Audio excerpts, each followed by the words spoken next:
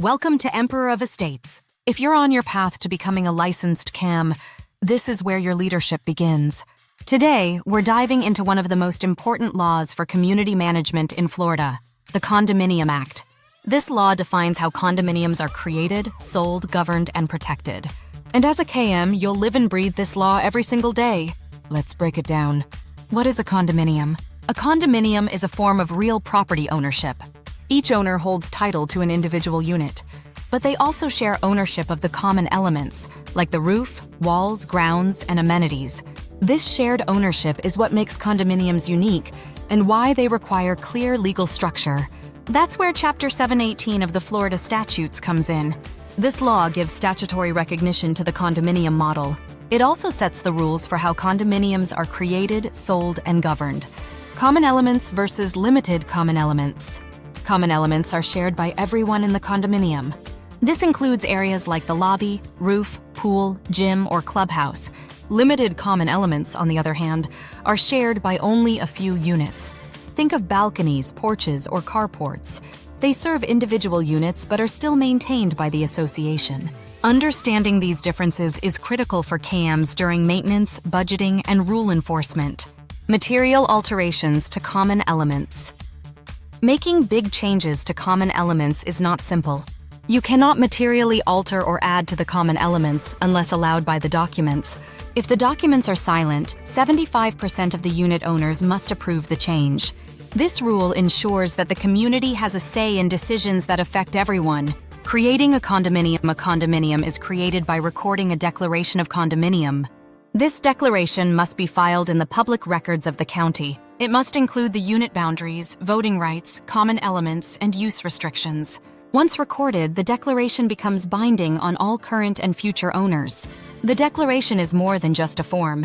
It's the foundation of the community's legal identity. As a KM, you'll refer to it constantly. Parts of Chapter 718. A quick overview. Part 1. General provisions, rules for daily operations. Part 2. Developers' rights and obligations, warranties, disclosures, and responsibilities. Part 3. Associations' rights and obligations, board powers and transition rules. Part 4. Special types of condos, leasehold, phase developments, and conversions. Part 5. Disclosure rules, prospectuses, FAQs, and financial data for buyers. Part 6. Rental conversions, protections for tenants. Part 7. Distressed condos, bulk buyers, and recovery from economic downturns. Each part matters, but Part 1 and Part 3 are used daily by CAMs. Disclosure requirements for developers. Developers must provide detailed documents to buyers. This includes the prospectus, the declaration, the bylaws and articles of incorporation, the budget and maintenance estimates, a frequently asked questions, FAQ, sheet any recreation leases if applicable.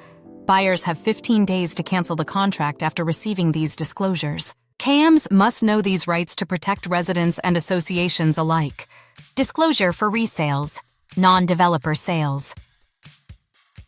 When a unit is sold by an individual owner, not the developer, buyers must receive the governing documents, the financial reports, the FAQ sheet, the governance form outlining rights and obligations. Buyers have a 3-day cancellation period during resale. CAMs are often the ones preparing or assisting with these documents. Real-world example. Imagine you're managing a 150-unit condominium in Miami. The board decides they want to renovate the pool area, installing a new jacuzzi, redesigning the layout, and adding lighting. The problem? The governing documents don't say how to approve material alterations. In this case, Florida law requires approval from 75% of unit owners before the changes can proceed. As the CAM, you draft the notice, organize the vote, and document the results. Your role ensures the project is not just exciting, but legal, fair, and enforceable. This is what makes CAMs invaluable to the community. Owner rights and obligations. Unit owners have the right to exclusive use of their unit, access to the common elements, vote in association elections, assemble peacefully, submit inquiries, and receive board responses. But they also have obligations. Pay assessments on time, follow the rules and regulations, provide access for repairs when needed. maintain peace and harmony in the community. CAMs help balance these rights with community-wide interests. Quick recap. Let's recap what we've learned. Chapter 718 defines how condos are built and managed. It sets rules for developers, owners, and boards. Material alterations require strict voting rules.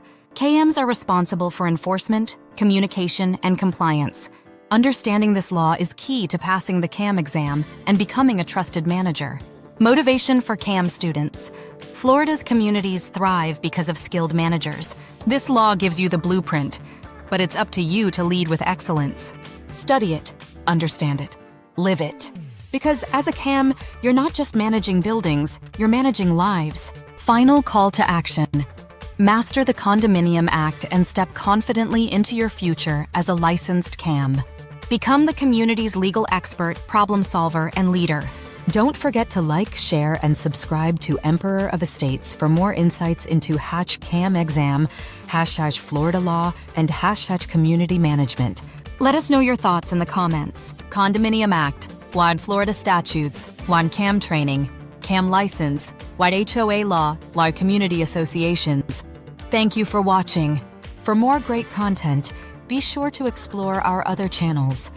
Emperor University, Emperor Artificial Intelligence, AI, Emperor Science and Fiction, Sci-Fi, Emperor Nature, Emperor Aviation, Emperor Entertainment, and Emperor Music. Links to each channel are in the description below.